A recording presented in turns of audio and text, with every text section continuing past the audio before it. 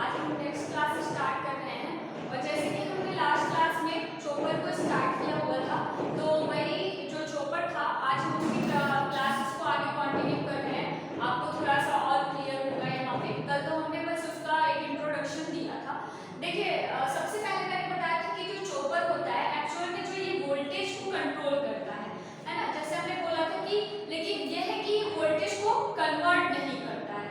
अगर आपसे कभी पूछे कि चॉपर क्या होता है, एक कन्वर्टर की तरह होता है। कन्वर्टर का मतलब क्या है, एसी को डीसी में कन्वर्ट करना या डीसी को एसी में कन्वर्ट करना। तो चॉपर आपका कभी भी वोल्टेज को एक फॉर्म से दूसरे फॉर्म में चेंज नहीं करता है, बल्कि वो क्या करता है, जो सिर्फ जैसे मान लीजिए आपके पास सिर्फ डीसी है तो वो डीसी को कम कर सकता है, घटा सकता है, क्योंकि चॉपर आपको मैंने बताया था कि हम बेसिकली इसको स्पीड कंट्रोल में यूज करते हैं, है ना, कि आपको स्पीड जैसे कम करनी हो, है ना, इस तरीके से तो हम चॉपर का यूज करते हैं। अब देखिए अगर हम बात करें, ये सर्किट का भी हमने बताया था और हमने बताया था कि इसमें मेन जो फंक्शन होता है वो ड्यूटी साइकिल का होता है। मतलब कि आपको चॉपर को कितने टाइम तक ऑन करना है या कितने टाइम तक ऑफ करना है।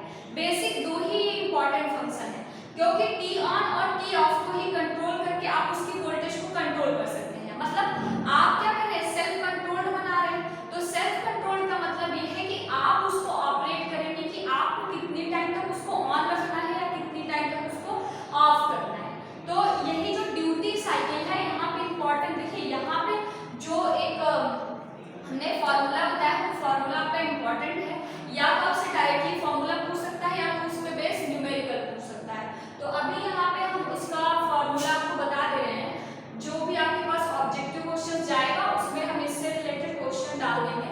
और देखिए आईसी में मैंने एक आपको ऑब्जेक्टिव क्वेश्चन का सीरीज भेजा है जिसमें कि आप लोगों ने उसको कुछ ना ही सॉल्व किया है।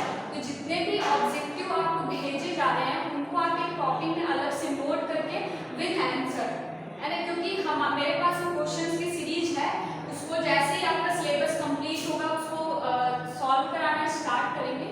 पर आप अभी थोड़ा सा उसको खुद से आइडिया लेकर उनके आंसर्स राइट करिए।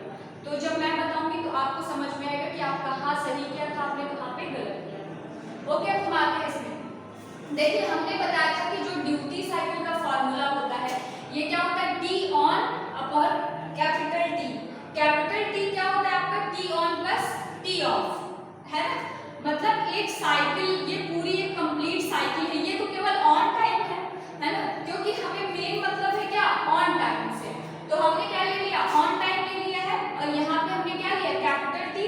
कैपिटल टी का मतलब होता है कि एक पूरी कंप्लीट साइकिल, मतलब ऑन प्लस ऑफ दोनों को मिला करके। यही से हमने फ्रीक्वेंसी भी बताया था कि अगर हमें चॉपर की फ्रीक्वेंसी निकालनी हो तो 1 अपॉन क्या हो जाता है, यही जो कैपिटल टी है।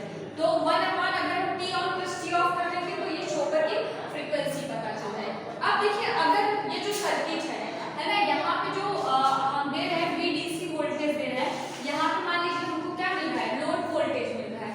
अब लोड वोल्टेज कितना आएगा अगर हमें निकालना है, तो लोड वोल्टेज बराबर ये जो आपका इनपुट है इनटू ये देख रहे हैं आप T on upon T on plus T of, और इसको हम क्या बोलते हैं, ड्यूटी साइकिल बोलते हैं। मतलब जो आपका आउटपुट है वो आपका क्या होगा, मल्टीप्लिकेशन होगा जो आपके चॉपर की ड्यूटी साइकिल है और जो उसका इनपुट है ना। तो आप देख रहे हैं कि यहाँ पे ये दोनों तो है ही, लेकिन देख रहे हैं आप जो ड्यूटी साइकिल है चॉपर की वो आउटपुट वोल्टेज पे डिपेंड करती है ना। तो बेसिक यही बताने का सेंस है कि आप इस फॉर्मूले को बहुत ध्यान देकर पढ़ें। देखिए अगर हम लेते हैं तो यही है क्या, जो आपके इनपुट वोल्टेज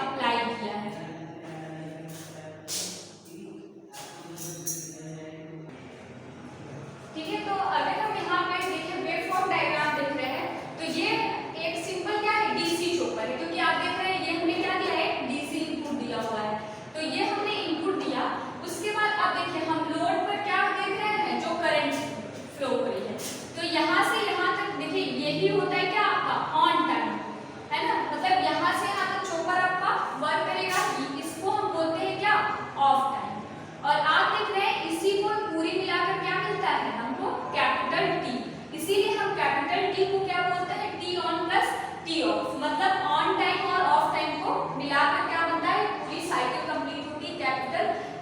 अब देखिए, अब अगर हम करंट निकाल रहे हैं तो देख रहे हैं यहाँ पे आपका जो SCR है मतलब वो ऑन होगा, तो करंट आपकी क्या हो रही है, इंक्रीज हो रही है। और धीरे धीरे जैसे आपका SCR ऑफ होने लगेगा, देख रहे हैं करंट कम होते होते फिर क्या हो जा रही है, जीरो हो जा रही है। वैसे यहाँ पे भी देखिए ये आपका पॉजिटिव मतलब ऑन टाइम है, तो ऑन टाइम में आपकी करंट इंक्रीज हो रही है, फिर क्या हो गई, घट के जीरो हो गई।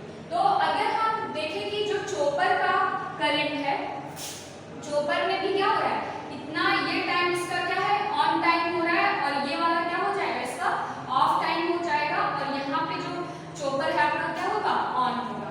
तो आप देख रहे हैं कि जिस तरीके से हमने यहाँ पे DC अप्लाई की है, सेम यहाँ पर भी वही है, लेकिन यहाँ पे कुछ इसका जो शेप है ना, मतलब धीरे धीरे इंक्रीज हो रही है, फिर यहाँ पे आएगी आपकी जीरो हो जाएगी।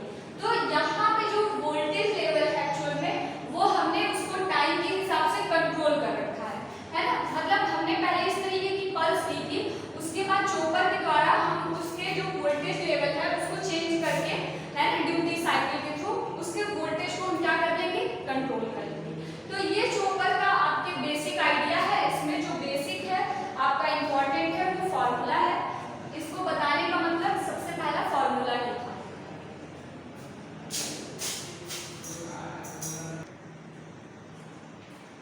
देखिए चॉपर में अब हम बात करते हैं, ये देखिए आपका सिंगल फेज थायरिस्टर चॉपर है ना, या अगर हम कहें कि सिंगल SCR या सिंगल फेज थायरिस्टर है। देखिए यहाँ पे हमने मतलब सिंगल फेज सप्लाई दे रखी है, उसके बाद यहाँ पे देख रहे हैं आपका SCR लगा हुआ है, कैपेसिटर, इंडक्टर और दो डायोड लगे हैं D1 और D2, यहाँ भी आपका इंडक्टर है और ये क्या है, हमारा लोड है। अब देखिए यहाँ पे क्या करना है, थोड़ा सा आपको चॉपर की वर्किंग को यहाँ पे समझना है कि किस तरीके से जो चॉपर है वो वर्क करता है, किस तरीके से जो उसकी सर्किट होती है वर्क करती है। देखिए सबसे पहले हमने यहाँ से सप्लाई दिया, अब जैसे ही आप सप्लाई देंगे तो देखिए यहाँ पे दो फंक्शन होगा, एक तो ये एनोड को क्या मिलेगा, पॉजिटिव मिलेगा। हम क्या कर रहे हैं, पहले पॉजिटिव हाफ साइकिल की बात कर रहे हैं, तो जो ये आपका SCR है वो क्या होगा, फॉरवर्ड बायस में होगा, और जैसे ही जो SCR है ये फॉरवर्ड बायस में होगा, ऑन हो जाएगा। और एक तो करंट की डायरेक्शन ये है, और उसके अलावा एक यहाँ से जाएगी जो आपका यहाँ पे कैपेसिटर है, ये भी क्या हो जाएगा, चार्ज हो जाएगा। तो यहाँ जब आपकी सप्लाई जा रही है तो दो चीजें आपको देखना है, एक तो जो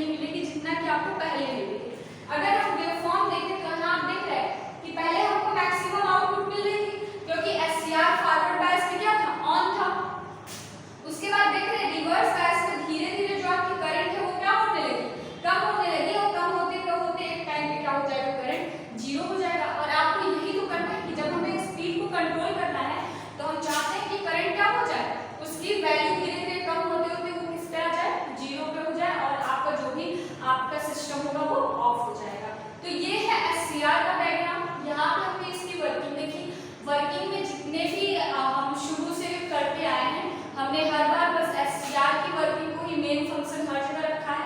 बस यहाँ पे कैपेसिटर और इंडक्टर वगैरह लगे हुए हैं, तो इसका भी हमने यहाँ पर थोड़ा डिस्कस कर लिया।